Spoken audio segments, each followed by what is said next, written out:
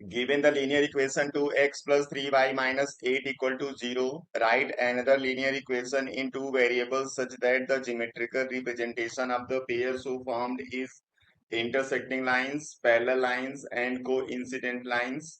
इस प्रॉब्लम में एक इक्वेशन दिया गया है, एक इक्वेशन आपको लिखना है जिसके लिए जब आप ज्योमेट्रिकल रिप्रेजेंटेशन करोगे, मतलब इस इक्वेशन और जो इक्वेशन आप लिखोगे उन दोनों इक्वेशन का ग्राफ आप ड्रॉ करोगे तो एक बार लाइन आपको इंटरसेक्टिंग मिलना चाहिए, एक बार पैरेलल मिलना चाहिए और एक बार कोइंसिडेंट मिलना चाहिए। अब जैसे आप समझिए थोड़ा सा, तो अगर हम यहाँ पे एक हाइपोथेटिकल इक्वेशन एज्यूम करें A X plus B Y plus C equal to zero, और एक दूसरा इक्वेशन हम लोग एज्यूम कर लें two A X plus two B Y plus two C equal to zero. जब यहाँ से a1/a2 करोगे तो आपको मिलेगा रेशियो 1/2। यहाँ से b1/b2 करोगे तब आंसर आपको मिलेगा 1/2। यहाँ से c1/c2 करोगे तो आपको आंसर मिलेगा 1/2। और जब तीनों के रेशियो सेम होंगे तो ये को इंसिडेंट लाइन को रिप्रेजेंट करेगा। तो सेम ऐसे ही, अब अगर हम लोग c के नंबर को चेंज ना करें, या फिर जैसे इसमें मल्टीप्लाई आपने पूरे इक्वेशन में 2 से किया था, तो a और b को 2 से मल्टीप्लाई कर दो लेकिन c को ना करो, या फिर इन दोनों को 3 से मल्टीप्लाई करो, इसको 2 से मल्टीप्लाई करो, तो क्या होगा, a1/a2 b1/b2 सेम आएगा लेकिन c1/c2 सेम नहीं आएगा। फिर वो पैरेलल लाइन को रिप्रेजेंट करेगा। जिस नंबर से मल्टीप्लाई इसमें करोगे, अगर उस नंबर से मल्टीप्लाई आप b को नहीं करते तो यहाँ पे a1/a2 और b1/b2 सेम नहीं आएगा, फिर वो इस इंटरसेक्टिंग लाइन को रिप्रेजेंट करेगा। तो आपको इस एक इक्वेशन को यूज करना है, दूसरा इक्वेशन आपको अपने मन से कुछ ऐसा लिखना है जो इनके लिए कंडीशंस बनती हैं, उन कंडीशंस को वो फॉलो कर जाए। तो इसको हम लोग लिखेंगे कैसे, उसी को हम लोग यहाँ पे डिस्कस करेंगे। तो आपका जो गिवन इक्वेशन है वो है 2x plus 3y minus 8 equal to 0। अब पहला इक्वेशन हम लोगों को लिखना है इंटरसेक्टिंग के लिए, और इंटरसेक्टिंग के लिए कंडीशन क्या होता है, a1/a2 is not equal to b1/b2। मतलब इसके साथ 2 के साथ जो रेशियो नीचे वाले नंबर का आएगा जो आप लिखोगे, वो रेशियो 3 के साथ नीचे वाले नंबर का नहीं आना चाहिए। तो अगर हम इसमें 2 से मल्टीप्लाई कर दें तो हम लोग लिख सकते हैं 4x। अब यहाँ पे भी अगर 2 से मल्टीप्लाई करोगे तो लिखोगे 6y, लेकिन उस कंडीशन में रेशियो सेम आएगा। इसलिए अब इसमें 2 से मल्टीप्लाई आप ना करके किसी भी दूसरे नंबर से कर दो, तो इसमें हम 3 से मल्टीप्लाई कर देते हैं। इसमें लिख दिया 9y। यहाँ का नंबर यही लिखो, कोई चेंज कर लो, कोई फर्क नहीं पड़ता, आप कुछ भी लिख सकते हो।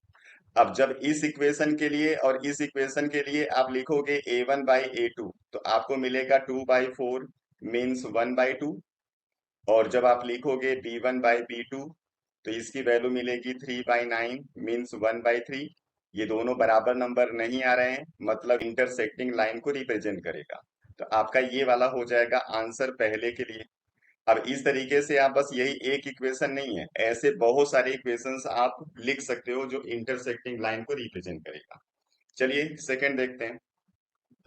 सेकंड में आपका जो लाइन है वो पैरेलल होना चाहिए, और पैरेलल के लिए कंडीशन क्या होता है, a1/a2 equal to b1/b2 is not equal to c1/c2।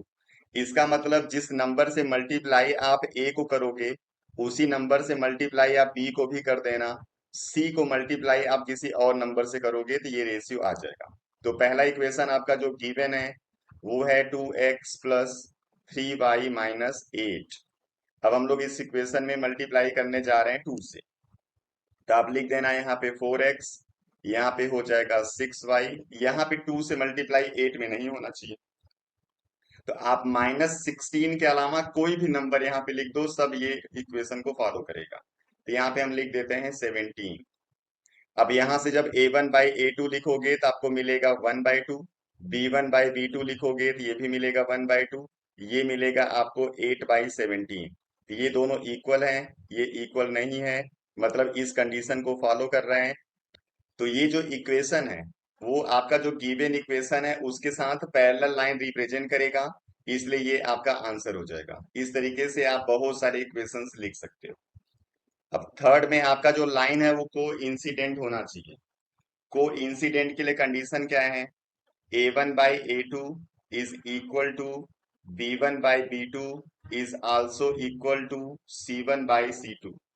अब ये कंडीशन आप तभी फॉलो कर सकोगे जब आप इस पूरे इक्वेशन में जो भी टर्म आ रहे हैं उन सभी टर्म को सेम नंबर से मल्टीप्लाई करोगे। तो चाहे आप 2 से मल्टीप्लाई कर लो, 3 से मल्टीप्लाई कर लो, किसी भी नंबर से मल्टीप्लाई कर लो, वो जो इक्वेशन मिलेगा आपको वो इसके साथ को इंसिडेंट लाइन को रिप्रेजेंट करेगा।